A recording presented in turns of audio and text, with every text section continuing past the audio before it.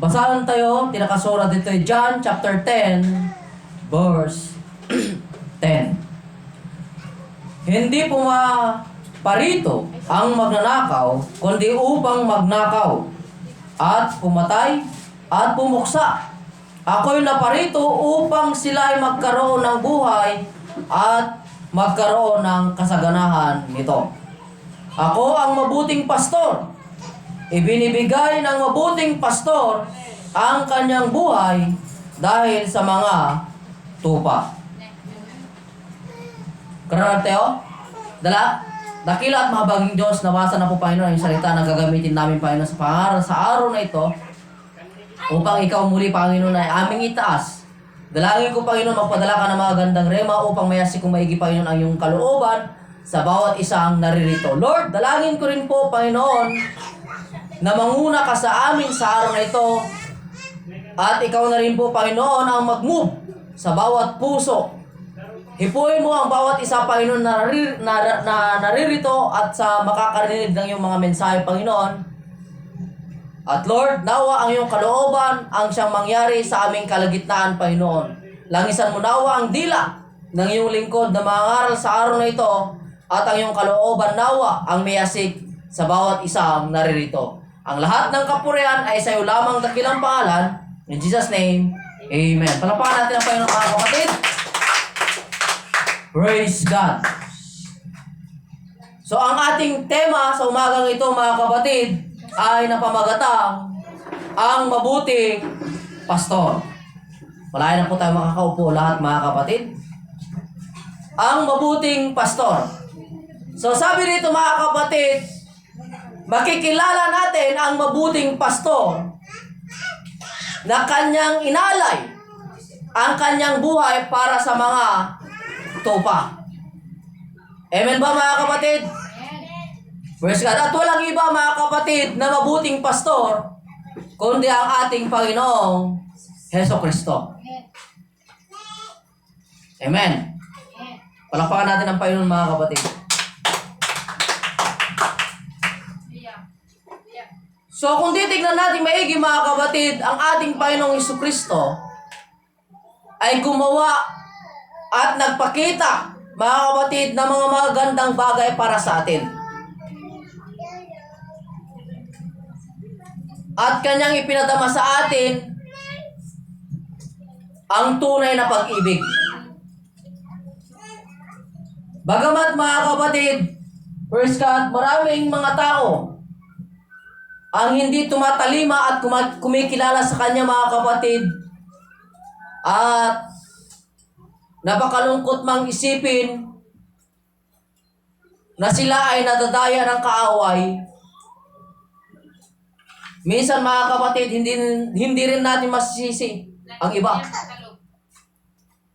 Dahil nga mga kapatid, hindi nila nasumpungan ang tunay na pag-ibig ng Diyos.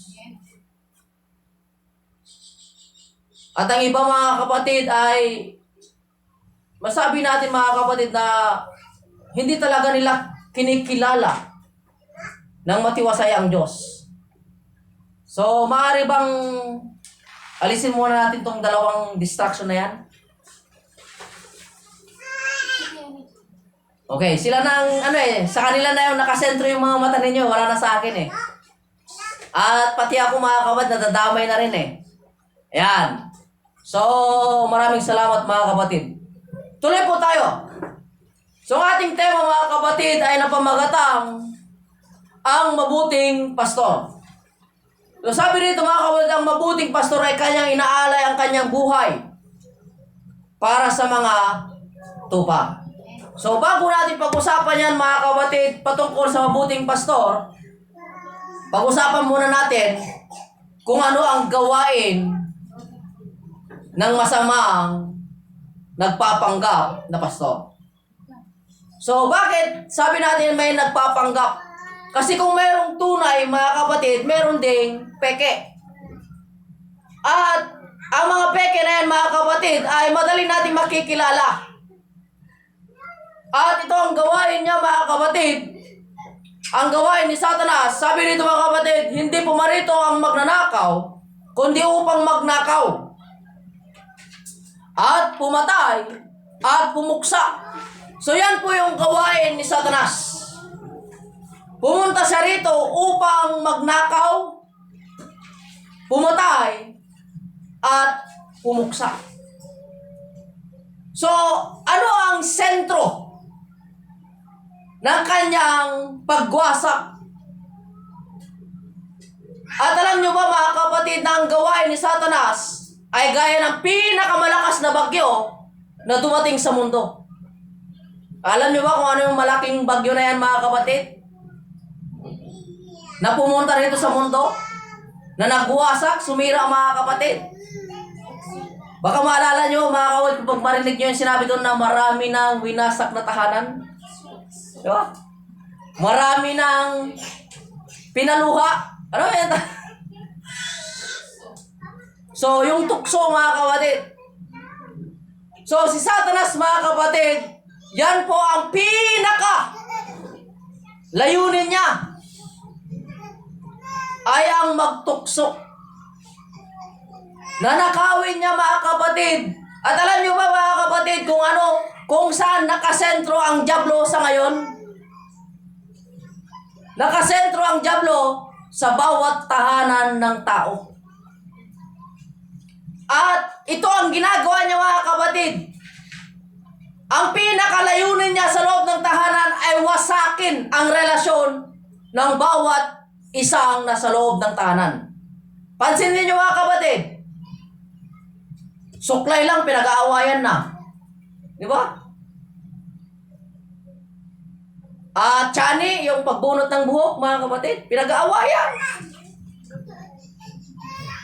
Nagtataka tayo mga kapatid, biglang nawawala yung medyas. No? Tapos, magiging cause na ng pag-aawayan, di ba? Simple mga bagay, nagkukos ng away. At yan po ang gawain ni Satanas. Ang pag-away-awayin ang tao sa loob ng tahanan. Kasi nga yan ang kanyang trabaho. Kaya kung hindi tayo magiging aware sa gawain ni Satanas, mga kapatid, masisira ang pamilya. Hello? Kaya kung hindi tayo mag-iingat, mga kapatid, di ba sabi nga ng Bible, ano ang utos ng Panginoon? Ang pinagsama ng Diyos ay huwag nawang paghiwalayin ng tao. Hello? Kaya nga sagrado ang kasal eh. Di ba? Kasi pinagsama na ng Diyos yun. Pastor, paano naman yung hindi pa kasal? Kasalanan pa rin yun. Di ba? Pero ang Diyos laging nagbibigay sa atin mga kapatid ng pag-asa. Na laging sinasabi ng Diyos, hindi pa huli ang lahat. At ito ang lagi niyong itatanim sa inyong isip mga kapatid. Hindi may tatama ng mali ng isa pang pagkakamali. Kaya kung nagkamali ka na, huwag mo nang ulit-ulitin pa mga kapatid yung pagkakamali. Kasi natutuwa si Satanas dyan. Di ba? Kaya kung nagkamali ka mga kapatid, huwag mo nang gagawin pa na kung saan ka nagkamali, ay doon ka na lang lagi nagkakamali. Hello? Kasi Father's Day ngayon mga kapatid, kaya pag-usapan natin patungkol sa pamilya. Bilang isang ama mga kapatid, at bilang inyong pastor, at bilang sinasabi nila ng Biblia mga kapatid na maging, sabi doon, be vigilant mga kapatid. Bigyan ko rin kayo ng awareness sa nangyayari sa mundo natin ngayon. Recorded sa mundo na ito mga kapatid, pinakabatang naging ina, edad ay 10. Pinakabata na naging ina. So nandito tayo sa awareness mga kapatid. Sino sa mga magulang na naririto na tinuturuan ninyo ang inyong mga anak patungkol sa difference ng lalaki at babae? Minsan pumapasok kasi sa isip natin eh, parang ang aga pa naman turuan yung anak ko eh, bata pa naman. Di ba? Pero, pag hindi natin sila tuturuan ngayon mga kapatid, baka magaya sila doon sa pinakabatang ina. Imagine, 9 years old. Buntis. 10 years old, may anak na. Pinakabata po yun mga kapatid. Pinakabatang ama, mga kapatid, ay 13 years old. Sa aking na-research. Tapos, takot pa tayong turuan sila patungkol sa genetical problem mga kapatid. Yung mga genetic na yan. Yung tinatawag natin na biology mga kapatid. Hello? Kaya huwag tayong matakot mga kapatid na turuan yung mga anak natin na maging aware sa mga bagay-bagay. Sunod doon mga kapatid, huwag tayong padadala sa bugso ng damdamin. At huwag tayo mga kapatid, tawag nito yung papatalo. Hello? May gusto akong iparating sa inyo mga kapatid, pero hindi ko lang siya mabigkas mga kapatid kasi medyo masabi natin na may kabigatan. Pero ipinapahiwatig ko sa inyo mga kapatid na ang plano ng dyablo ay wasakin ang pamilya. Kaya kinakailangan be aware po tayo kung ano man yung mga nagiging desisyon natin sa buhay. Isipin ninyo mga kapatid, kung tayo po ay pabibiktima sa plano ng dyablo, kumusta ang magiging mga hinaharap natin? Example ko sa inyo ang buhay ko. Hello? Ito po ay example ko po sa inyo mga kapatid. Ako po ay isang tinatawag natin na biktima ng family problem. Isa po ako sa biktima. Dahil ang mama ko mga kapatid ay second wife ng papa ko. Ito, ibig sabihin bakit meron siyang unang pamilya, yung papa ko mga kapatid. At alam niyo ba kung anong nangyari mga kapatid? Lagi kaming inaaway ng first family. Bakit? Dahil inagaw daw namin yung papa nila. Nakukuha niyo ba ibig ko sabihin? Kung gaano kalaki ang problema. Sa totoo lang, sa mga magulang, pleasure lang ang nasa kanila eh. Di ba? Yung saya. Hindi naman sila talaga mabibiktima dito eh. Hello? Hindi po magulang ang mabibiktima, kundi yung mga anak ang magsasakripisyo dito. Next nun mga kapatid, syempre medyo may mga, may mga ulinat na, nakakaunawa na kami mga kapatid. Di ba? So nakikita ko, na bakit ganun na lang sila kasama sa amin. Kasi nga, ang may mali doon yung nanay namin sa papa namin. At ito pa ang sunod mga kapatid. Nung namatay yung papa ko mga kapatid, siyempre yung mama ko naghanap ng iba. At yung nahanap pa niya mga kapatid, pamilyado. Sabi ko, talagang mama ko mahilig sa pamilyado. Mahilig magwasak ng pamilya. Hindi, totoo ito mga kapatid. Hindi ako sinungaling. Totoo ito. At alam niyo kung ano nangyari mga kapatid nung ginawa ng mama ko ulit yun? Kaming mga anak niya nagrebelde. Hindi po ako matinong tao. Noon mga kapatid, hindi po ako ganito noon. Pasalamat talaga ako sa Diyos, tinawag niya ako maging pastor. Alam niyo ba kung ano nangyari mga kapatid? Nung nagsama sila, doon na nag-umpisa na naging kalbaryo yung buhay ko. Doon ako natutong manigarilyo, doon ako natutong mag-alak, doon ako natutong magbarkada, doon ako natutong mga kapatid na naging patapon ng buhay. Nabiruin niyo mga kapatid, mismong mga kamag-anak namin. Anong sinasabi? hindi namin yung kaano-ano. Ramdam niyo yung mga kapatid, nang didiri sila sa akin. Yung mga kamag-anak namin noon. Bakit? Dahil sa gawa ng magulang namin. Ngayon po ay gawa ng Satanas, gawa ng Diablo, nasirain nga ang pamilya. Ngayon mga kapatid, sa gawa ng mga magulang, ang nagsakripisyo mga anak. Anong nangyari sa aming magkakapatid mga kapatid? Watak-watak kami. Merong nasa Visayas, merong nasa Manila, meron napunta ng Ilocos Sur, ako po yun. Meron na iwan sa Banna, may napunta sa Laguna.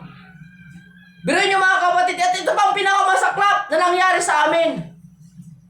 Huling nakita ko yung kapatid ko mga kapatid na bunso, 6 years old. At nung nakita kami mga kapatid, dahil nga wasak-wasak kami. Ito nawa maging aral sa atin. Nakita kami nung bunso naming kapatid, mag-18 years old siya, nasa morgue. 6 years old sa nung huli kong nakita. Nung sunod ko na makita, nasa morgue na. Ngayon, sino sisihin ko doon mga kapatid? Patay na yung nanay ko, patay na rin tatay ko. Ganyan po ang magiging sanhi mga kapatid kung hindi tayo magiging aware sa gawa ni Satanas. Kasi ang plano niya, wasakin ang pamilya.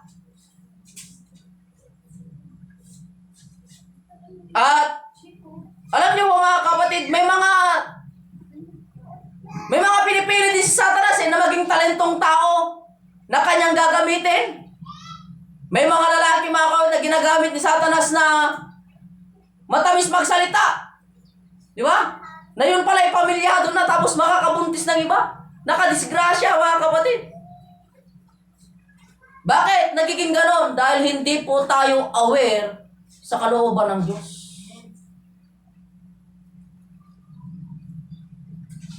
Kaya kung hindi tayo maging aware mga kapatid, isipin, kaya sabi nga doon, di ba mga kapatid, may salawi kahit tayo, bago mo gawin, makapito mo munang isipin. Magiging okay ba ang buhay ko? Yes, magiging okay ang buhay mo, pero paano naman yung buhay ng mga magsasakripisyo para sa kaligayahan mo? Hello? Nawa mga kapatid ay nakukuha niyo yung ibig kong sabihin. Ginagawa ko lang mababaw mga kapatid. Pero yun po ang plano ni Satanas sa atin. Hello? Kaya minsan mga kapatid, hindi kasi tayo nakakapagbantay. Hindi tayo nakakapag-ingat.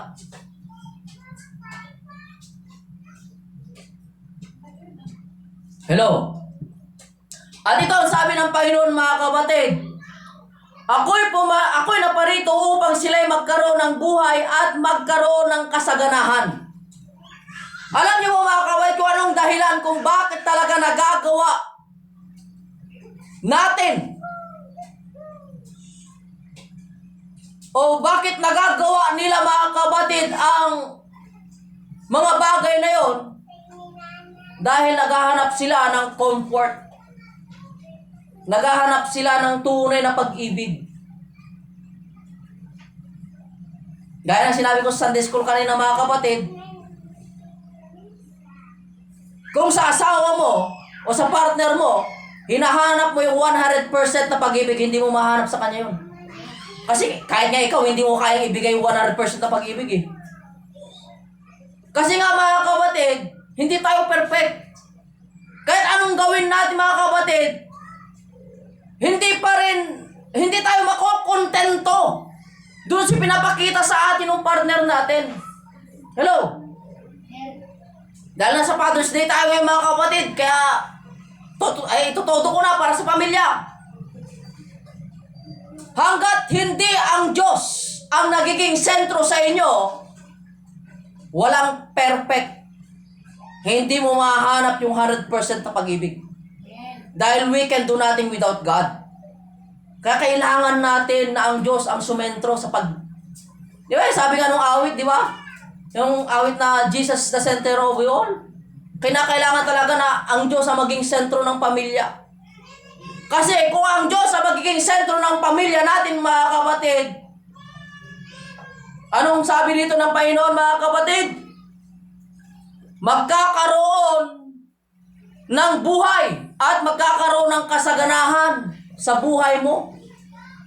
Di ba yun naman ang inaasam-asam natin lahat? Ang magkaroon ng kasaganahan sa buhay? Pero sinasabi rin ng Biblia, mga kapatid, na kung sino man ang nagnanasang yumaman, yung mga desperadong yumaman, sila ay mahuhulog sa hukay. Sila ay masisilo. Kaya mga kapatid, huwag tayong maging desperado. Kasi ang plano ng Diyos talaga sa atin ay yumaman. Pero sabi nga doon, mga kapatid, paano ka payayamanin ng Panginoon sa maliit na bagay, hindi ka na pagkakatiwalaan? Hello? Kaya sinasabi doon, pagkatiwalaan ka sa maliit, pagkatiwalaan ka sa malaki. Pero kung sa maliit na bagay, hindi ka na pagkakatiwalaan, paano ka pa pagkakatiwalaan ng Panginoon sa mga malalaking bagay? Hello? Kaya dapat, mga kapatid, sinasabi sa Biblia, be humble like a dove, be wise like a serpent. Even though nandun yung humbleness natin, nagpapakumbaba tayo, mga kapatid, pero kinakailangan din naman maging wise tayo. Hello? Kung nararamdaman mo, pinagsasamantalahan na yung kahinaan mo, ay maging wise ka naman. Di ba? Hello? Nakukuha niyo ba yung ibig ko sabihin, mga kapatid? Hello? Kaya sabi ng Panginoon, mga kapatid, ako ang mabuting pastor. Binibigay ng mabuting pastor ang kanyang buhay dahil sa mga tupa. Ang pinaka-point dito, mga kapatid, ipinapakita sa atin ng Diyos ang tunay niyang pag-ibig sa atin. Kaya niyang ialay ang buhay niya para sa'yo. Kung kaya niyang ialay ang buhay niya, yung pa kayang pagyaman mo, hindi niya kayang gawin? Ano ba ibig sabihin? Mas mahalaga pa yung buhay, yung yaman niya kaysa sa buhay niya? Ibig sabihin, mas mahalaga ka. Mas mahalaga tayo sa Diyos. Minsan nakakagawa tayo ng maling desisyon dahil nagdadalawang isip tayo sa kakayanan ng Diyos. At minsan, mga kapatid, nagiging dependable tayo sa sarili natin. Na minsan sinasabi natin, kaya natin to. Kaya ko to. Ay, meron naman si ganito na malalapitan ko. Meron naman si ganito na mauutangan ko. Minsan nakakalimutan natin, mga kapatid, na tumawag sa Kanya. Kaya nagkakaroon tuloy tayo ng maling desisyon. Di ba? Sabi nga nila, mga kapatid, hindi takbuhan ng alak sa iyong problema. Diyos ang takbuhan natin. Hello? Hindi doon, huwag kang tumakbo doon sa kalaban. Huwag kang humingi ng tulong doon sa kalaban. Mapapahamak ka. Humingi ka ng tulong sa kakampi. At ang kakampi natin ay walang iba kundi ang Panginoon. Yes. Na minsan, mga kapatid, nakakalimutan natin lumuhod. Nakakalimutan natin, mga kapatid, tumawag sa Kanya. Di ba anong sabi niya? Come unto me. Lumapit kayo sa akin, kayong nabibigat ang luksa, at bibigyan ko kayo ng kapahingahan. Yes. Dahil, mga kapatid, nagkakaroon tayo ng guiltiness. Nagkakaroon tayo ng pagdududa. Nagkakaroon tayo ng hiya sa Panginoon dahil may mga nagagawa tayong mali. Hello, sabihin ko sa inyo, mga kapatid, huwag mong pansinin yung nagawa mong mali. Ano sabi ng Panginoon? I am just to forgive your sin. Kaya kung nakagawa ka ng mali, humingi ka ng tawad sa Panginoon. Lord, patawarin mo ko. Kung umandar man yung kahinaan ko. Lord, patawarin mo ko kung hindi ko man napigilan yung kahinaan ko. Lord, pwede bang bigyan mo ako ng lakas at tibay ng loob na mapaglabanan ng bawat kahinaan? Walang perpektong tao, mga kapatid, para sabihin natin hindi tayo kayang patawarin ng Diyos. Lahat tayo dito mga kapatid ay pwedeng magkamali. Pwedeng magkasala mga kapatid. Pero alam ko lahat tayo kayang patawarin ng Diyos. Kung tunay yung paghingi natin ng tawad. Ano ba sabi mga kapatid dun sa Book of Isaiah? Come, let us reason together. Lumapit ka rito. Isang kunin mo yan. Di ba? Magrasyonan tayo. Confess your sin. Gaano man yan, kapula, kaitim. Kaya ko yung patawarin. Sabi ng Panginoon. Kaya niya yung paputiin. Minsan kasi mga kapatid, tinatalo tayo ng isip. Sinasabi ni Satanas sa isip natin, hindi ka ba tatawarin ng Diyos sa laki ng iyong nagawang mali? Pero Diyos mismo nagsabi, I am just to forgive your sin. Pero minsan mga kapatid, mali yung nilalapitan natin. Di ba? Nakagawa ka ng kasalanan, pupunta ka doon sa kaibigan, magkwento ka, hingi ka ng advice. Pero mali yun. Hindi yun ang sinasabi ng Diyos. Ang sinabi ng Diyos, lumapit tayo sa Kanya tayo magsabi ng problema. Hello. Ang Diyos mga kapatid, parang magulang natin yan. Hindi natin yan kalaban, kakampi natin yan. Huwag natin gayahin yung pagkakamali ni King David. Na nung siya ay hinabol ni King Saul, mga kapatid, kumampi siya doon sa Palestino. Na nung ikaw ay nagkamali, nung ikaw ay nagkasala, mga kapatid, ang pinuntahan mo si Gina. Yung pulang kabayo. No? Yung emperador. Hindi sila ang makakatulong sa'yo. Ang Panginoon ang makakatulong sa'yo. Kaya nga niyang ialay ang buhay niya para sa'yo eh. Ganon kanya kamahal.